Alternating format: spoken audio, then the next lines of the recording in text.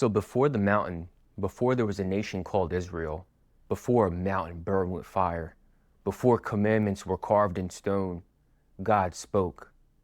The Torah reveals this long before Sinai. Genesis chapter 26 verse 5 says, "Because Abraham obeyed my voice and kept my charge, my commandments, my laws, and my teachings." Abraham lived centuries before Moses, yet Abraham is described as keeping commandments, laws, and teachings. What began as spoken command would later be preserved in writing. When the covenant was formalized at Sinai, it did not remain only spoken. Exodus describes the writing of the covenant itself in Exodus 32:16. I'm using the NJPS version. The tablets were God's work, and the writing was God's writing, incised upon the tablets. The words that formed the covenant were not only heard, they were written. Exodus chapter 24 verse 7 describes what followed. "Then he took the record of the covenant and read it aloud to the people, and they said, 'All that the Lord has spoken, we will faithfully do.'" Spoken, written, read, accepted, the covenant became text. The Torah then describes how these instructions were meant to live within daily life.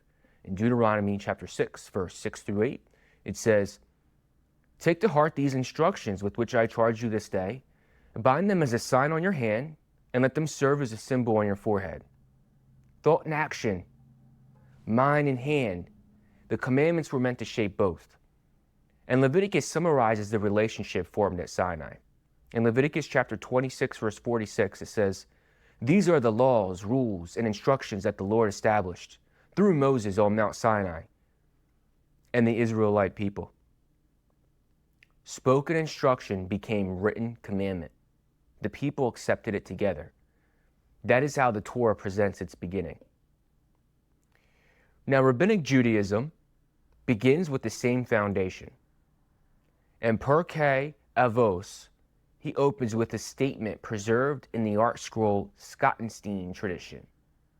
It says, "Moshe received the Torah from Sinai and transmitted it to Yeshua." The Torah is described as something received. Rabbinic literature contains thousands of discussions about Sabbath, marriage, damages, ritual practice, and daily life.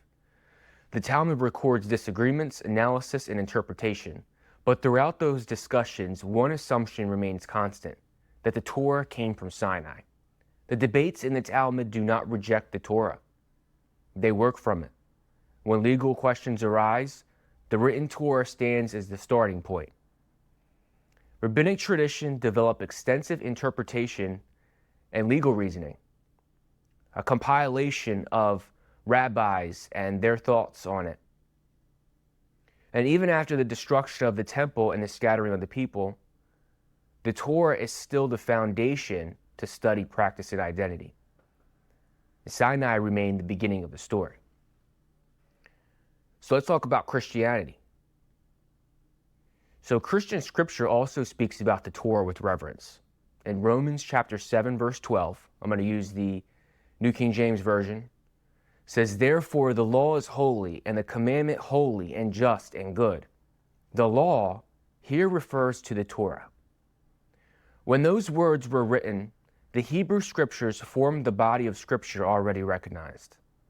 Another passage states, in 2 Timothy chapter 3, verse 16, New King James Version, "All scripture is given by inspiration of God." Again, the scripture being referenced is the Hebrew Bible. The Torah is treated as inspired revelation.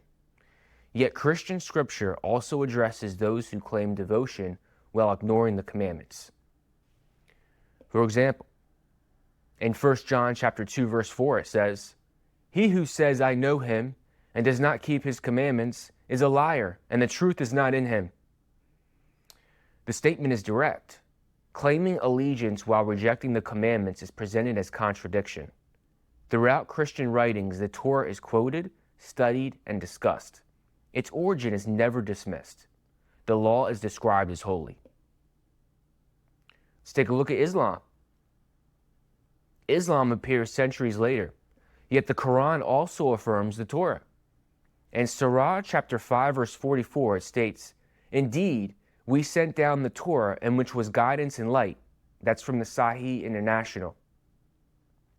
The Torah is described as revelation, something sent down from heaven.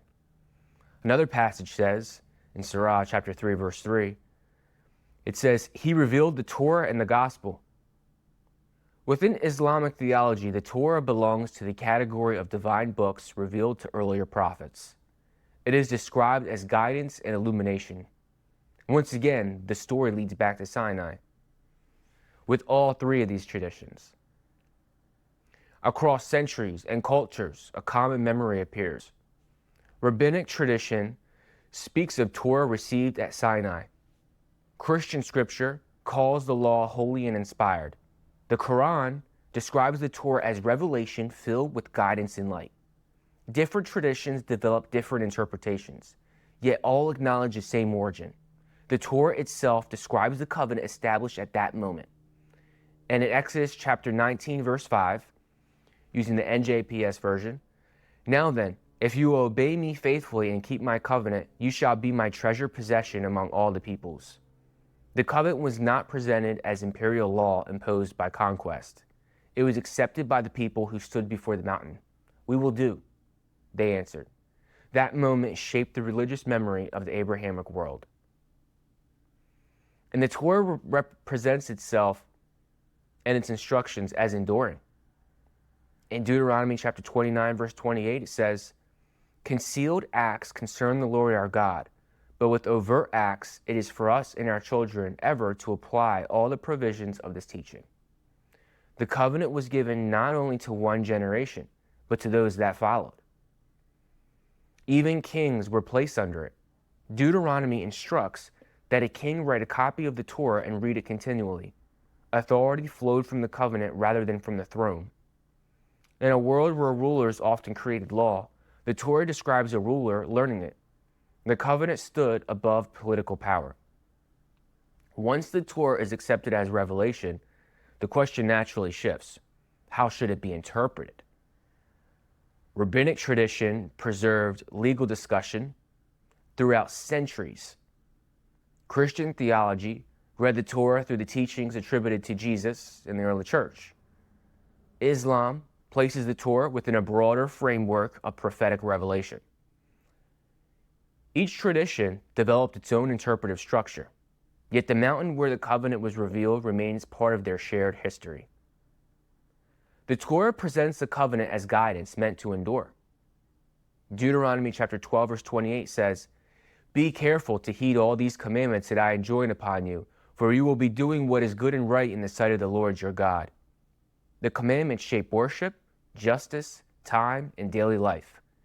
They define how a community relates to the unseen Creator and to one another. Rabbinic Judaism builds traditions of interpretation. And Christian theology has built doctrines of fulfillment. Islam speaks of confirmation and also later revelation. But each approach looks back toward the same mountain. At Sinai, spoken instruction became written covenant. The scrolls preserved those words for generations. Across centuries, the memory of that revelation remained. The Torah stands at the center of the Abrahamic world, not as legend or relic, but as a written record of covenant. And a covenant always invites a response.